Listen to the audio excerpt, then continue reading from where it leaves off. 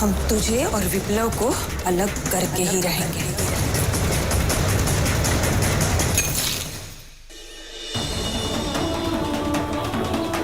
हमें पता है त्रिपुरारी की बातों को लेकर तुम्हारे दिमाग में बहुत सारे सवाल होंगे, लेकिन हम सच बोल रहे हैं, हमारा यकीन करो तुम। रानी, हमें तुम पर पूरा यकीन है। अरे हम जानते हो त्रिपुरारी झूठ कह रहा है, बस क्यों कह रहा समझ नहीं पा रहा है। खैर छोड़ो, क्या कहना चाह रही थी? हमें लगता है इस खेल में शायद कोई और भी शामिल है।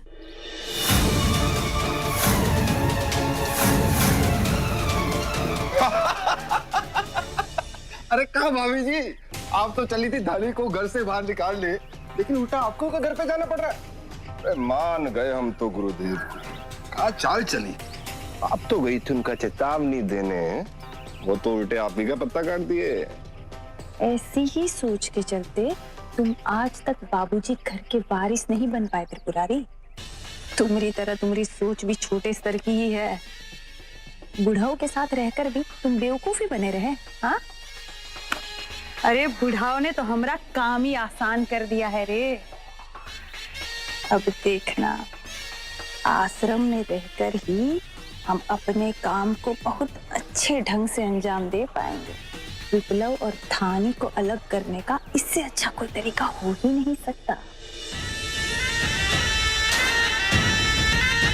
वो विधवाएं सफेद दामन को बहुत बचा के रखती है ना।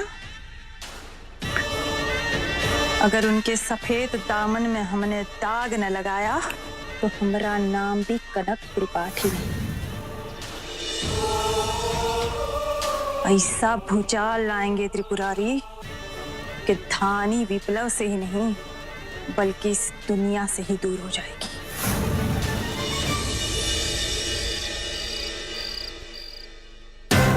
हमें लगता है इस खेल में शायद कोई और भी शामिल है। अब अपना ध्यान रखना बाबू, हम तो जा रहे हैं, पता नहीं फिर कब तुमसे मुलाकात हो। माँ, बात को घुमा घुमा के हमें और परेशान मत करिए। कहाँ जा रहे हैं आप? हम विधवा धर्म के पालन के लिए 7 दिन के लिए आश्रम में जा रहे हैं धानी के साथ रहने। बेटा,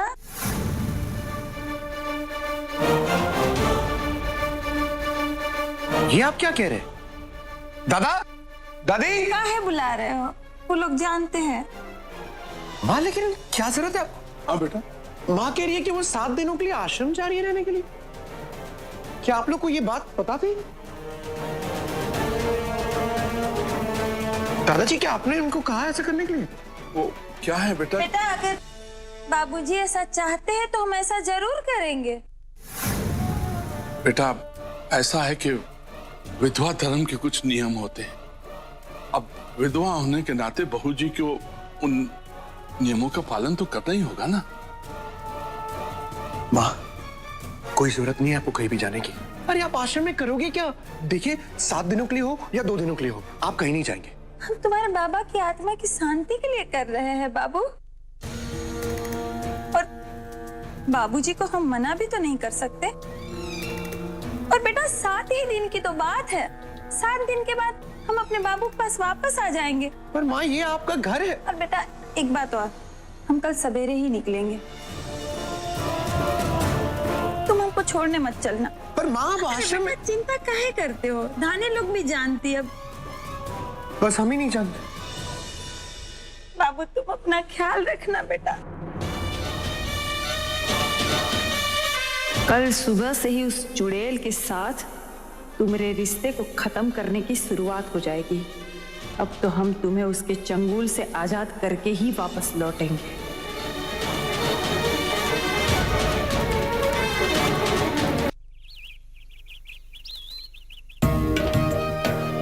छोटी मालकिन क्यों आ रही है?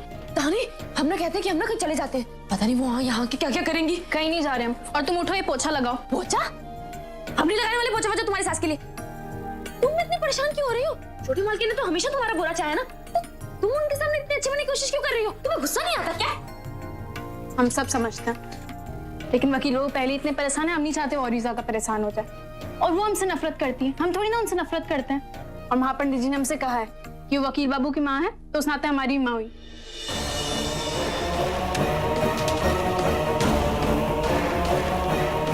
छोटी मालकी,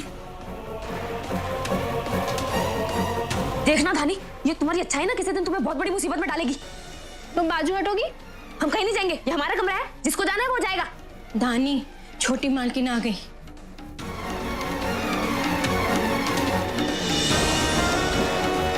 नमस्ते छोटी मालकिन, आइए आइए बैठिए।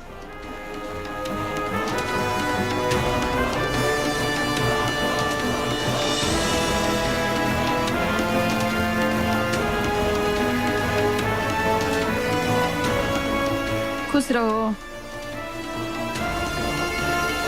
पूरे रास्ते बिना चप्पल के आए हैं, देखो पैर कितना गंदा हो गया है, देख रही हो।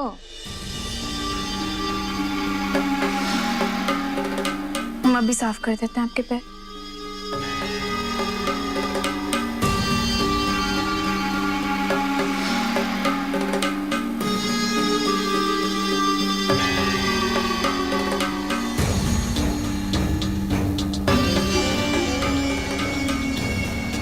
अरे थोड़ा अच्छे से धो, मिट्टी लग गया है ना, इतना पैदल चलेंगे तो होता ही है। जी।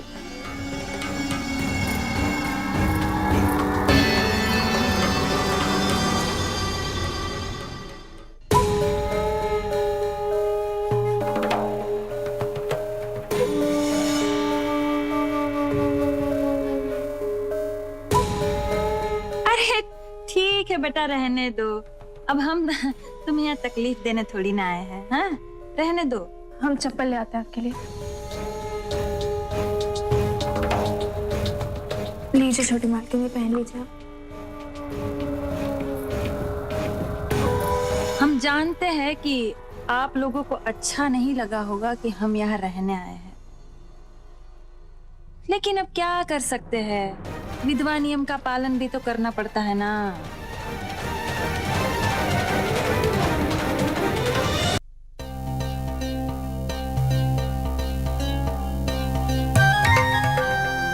अरे कमरा है, अरे तो घुसते ही खत्म हो जा रहा है, यहाँ तो हमारा दम घुट जाएगा रे। हम यहाँ नहीं रह सकते। देखो ऐसे कमरे में हम कभी रहे नहीं, हमको आदत ही नहीं है, ठीक है? हम आंगन में रह लेंगे, वही हमारे लिए ठीक है। नहीं छोटी मालकिन, आंगन में कैसे रहेंगी आप? कोई बात नहीं, हम आपको दूसरा कमरा दिखा देते हैं। चलिए।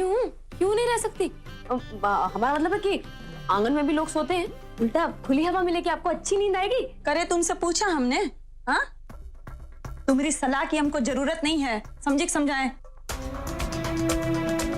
बेटा धानी, ऐसा है ना कि हम नहीं चाहते कि लोग ये कहे कि हम तुमको परेशान करने आ गए हैं? अब बेटा हम आंगन में ही ठीक है, हमारा बिस्तरा वहीं लगा देना, ठीक है? छोटी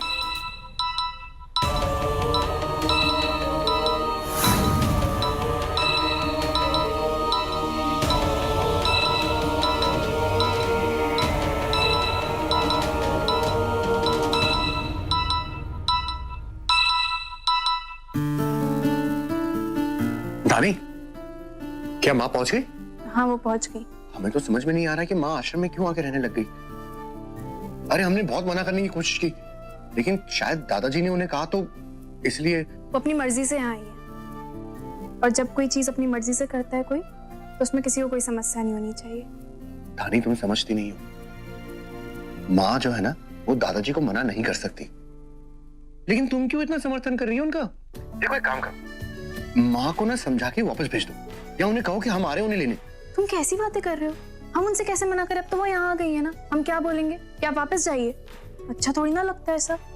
और वैसे भी सिर्फ 7 दिन की बात है। धानी प्लीज, जो हम कह रहे वैसा कर लो। हम उनके विश्वास के बीच में नहीं आ सकते अब। और हमें मना करके जो हमें दुख दे रही है वो।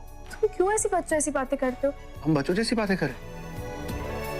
सवेरे सवेरे ना हमें तुम्हारा भाषण नहीं चाहिए, तुमसे इस मुद्दे पर बात करना ही बेकार। तुम ना बहुत अजीब हो। ठीक है, हमें भी बात नहीं करनी तुमसे। हाँ ठीक है, नहीं करनी है तो काट दो। हम काहे फोन काटे? फोन तुमने किया, तुम काटो। अब तुम हमें ये भी बताओगे कि हमें क्या करना चाहिए और क्या नहीं करना चाहिए। तो तुम भी हमें मत बताओ मैं क्या करना चाहिए और क्या नहीं। हाँ तो हम तो कह रहे ना, फोन काट दो। तुम काटो फोन क्योंकि तुमने फोन किया, हम नहीं काटने वाले। ठीक है। जाओ, हम भी बात नहीं करेंगे।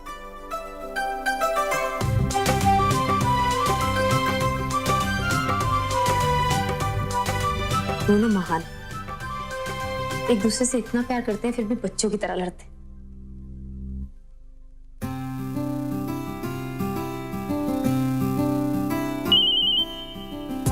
क्या हुआ? अब क्यों फोन किया?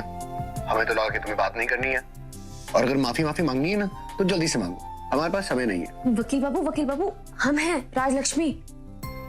तो क्या सच में धानी हमसे बात नहीं करना चाहती? नहीं, हमने खुद फोन किया है। क्या धानी ने कहा तुम्हें फोन करने के लिए? हमने ये बताना था कि अभी ये नाराज होने का समय नहीं है, खुशी का समय है। कल धानी का जन्मदिन है। क्या? सच? हमें लगा उसने बताया होगा। लेकिन धानी ने तो उनको नहीं बताया। अच्छा, तो आप उम्मीद करते हैं कि धानी खुद से बताए? राजलक्ष्मी, तो हमें क्या करना चाहिए? अब ये भी हम आपको बताएं? बताना हमारा काम था। अब आप सोचिए, सोचना आपका काम है कि क्या करना है। वकील बाबू का फोन था? नहीं, क्यों?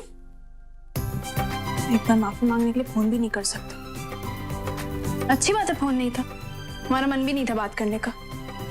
तो तुम किससे बात कर रही थी? हाँ, हम बात थोड़ी ना कर रहे थे, हम तो फोन देख रहे थे। बहुत अच्छा है, रख।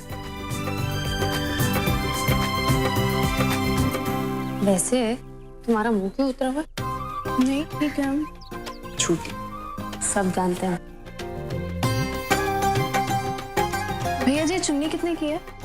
20 रुपया। ये भी रख।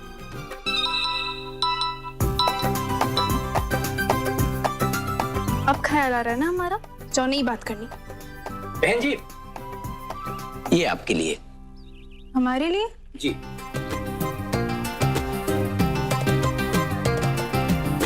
बहुत अच्छी लग रही हो। पगला गए हो क्या? एकदम कहाँ लिखे हो? हिम्मत कैसे हुई लिखने की? हमें नहीं चाहिए यहाँ से कुछ सामान, चलो। अरे बहन जी, 1 मिनट रुकिए तो सही। उन्होंने मुझसे कहा था कि अगर आप गुस्सा जाएंगी तो उन्हें दूसरा कागज दे दीजिएगा। उन्होंने किन्होंने? पढ़ना कहाँ लिखा? एक पल भी नहीं लगता तुम्हें रूठने में, कहीं पूरी जिंदगी ही ना बीत जाए रूठने मनाने में। हमें पता है वो यहीं कहीं है।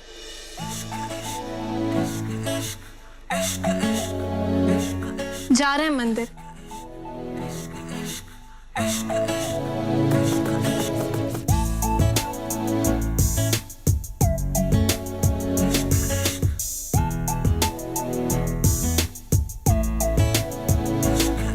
मेरे इश्क का रंग सफेद है यारा, इश्क का रंग सफेद। मैं ही नहीं जग बोले कहे गीता कहे वे, इश्क का रंग। सोचा था कि आज रूठेंगे तो मनाएंगे, लेकिन कमबख्त मुझे ही उन्हें मनाना पड़ रहा है। ये किसने दिया? भैया जी ने दिया है। और कहाँ है भैया जी?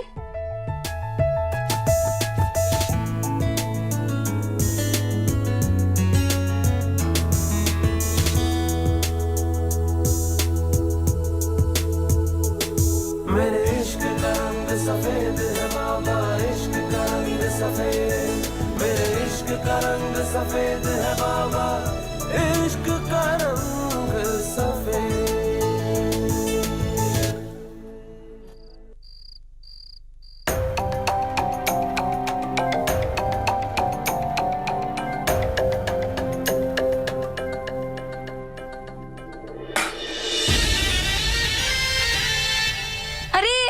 अरे गिर गया हमारे हाथ से, मतलब ऐसे फिसल गया। कभी आदत नहीं है ना, गंदा हो गया।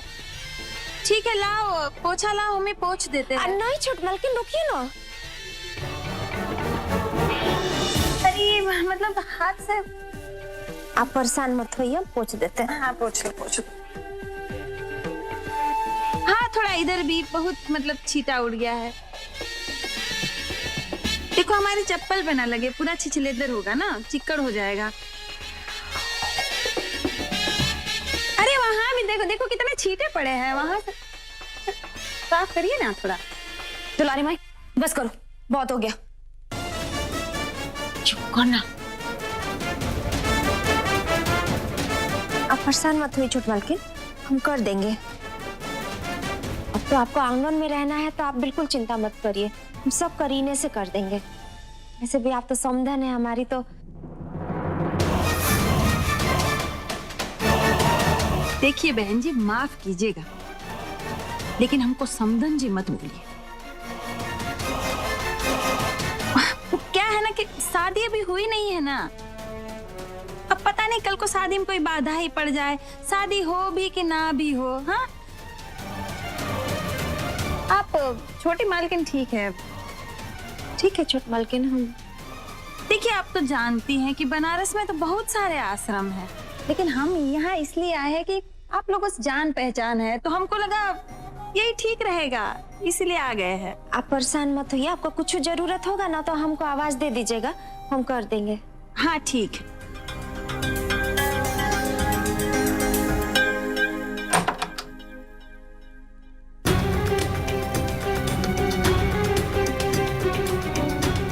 धानी जी ये फूल सारे मंदिर से उठा लाई हो क्या?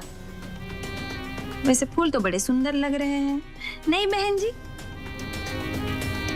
वो ये फूल हमें वकील बाबू ने दिए। छोटी मालकिन एक बात कहे, वकील बाबू ना तो सिर्फ बहुत अच्छे हैं, बल्कि धानी का इतना ख्याल रखते हैं, इतना ख्याल रखते हैं कि बस बस रहने दो अब। अरे हमारी चप्पल कहाँ रखी है?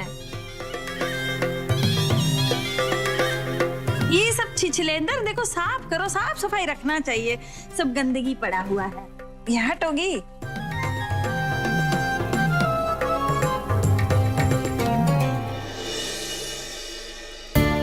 एक फोन तक नहीं किया। तुम्हें क्या लगा बस दो शायरी मान जाएंगे?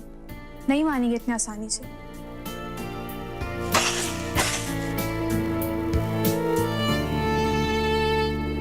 किस करने का?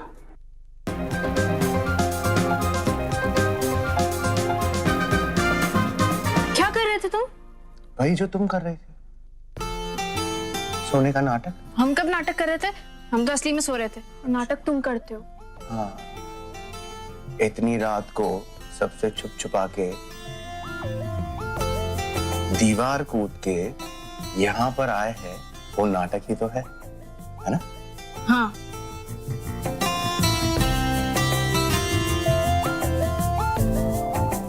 Happy birthday.